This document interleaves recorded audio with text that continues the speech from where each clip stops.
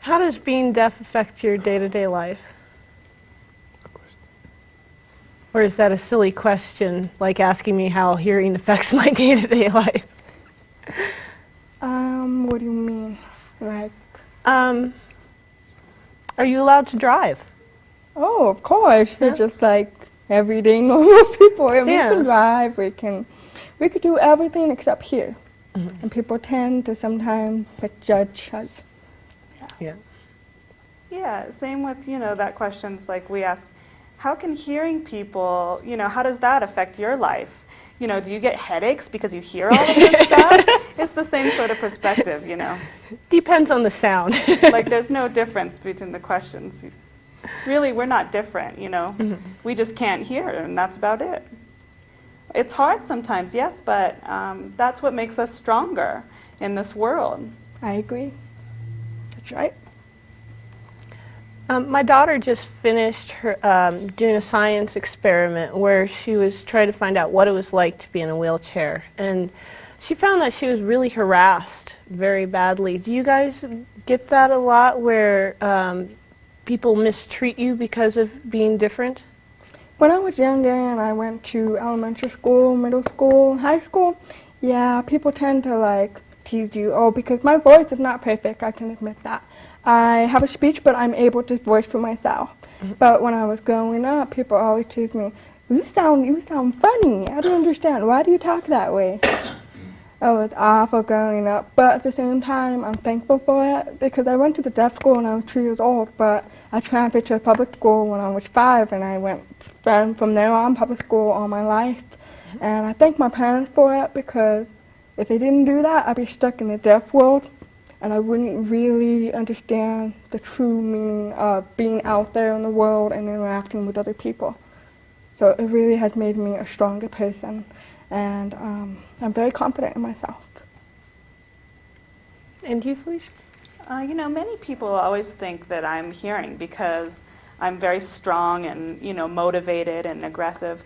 But, it is harder to be a deaf person. I wasn't born deaf. I was born hearing, and I got sick when I was 2. And my mom and my grandma always advised me throughout my life. And they always taught me to never limit myself in my life, to always dream, even though I can't hear. And so I think that a lot of people were intimidated by me.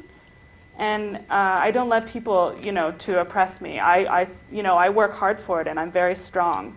And I'm sorry that I do that, but I tell people I'm sorry, but I'm strong. You shouldn't be sorry for being strong. Now, here at school, when you're trying to go apply for financial aid or something, is there someone there with you at all times to help you interpret, or is there someone, or are you actually just, doing it all by yourself, even though you can't hear when you're getting information from, like, say, financial aid or from student services, or even going to buy a Coke from the bookstore, Go ahead. There's a program in Albuquerque that it's called COPD. And, if we go into a hospital or human services or whatever, we can call them, and they get an interpreter for us. It's an agency. And that there's a process, so the interpreter will meet us. So out in the real world, that's how we deal with that. When we first started college here, that was 4 years ago, right? Yeah, we came in together and we met with special services. For me, I can voice myself and I can go talk with people myself, but sometimes there's always difficulty, because some people's lips I can understand, some people's lips I don't understand. So it's hard, but for me, for the most part, I can understand and read lips, so I can help myself with financial aid. I applied for a lottery scholarship, and it helped me pay for school for the first 4 semesters.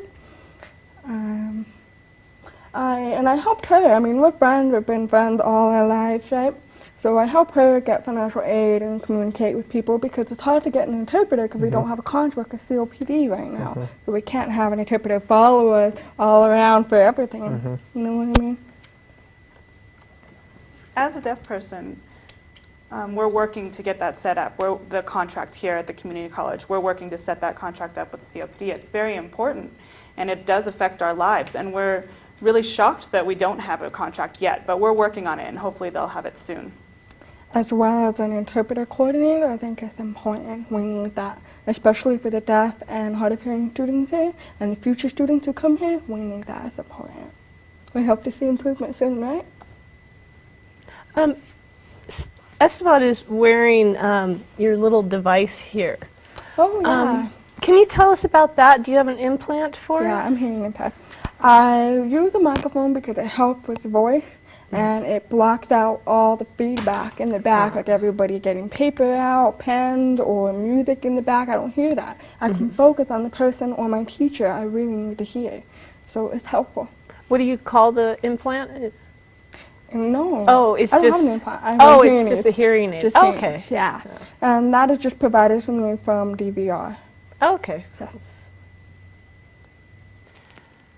We'd like to thank Ashley and Felicia for being with us here today. Thank you so much for coming and sharing. And we'll be right back.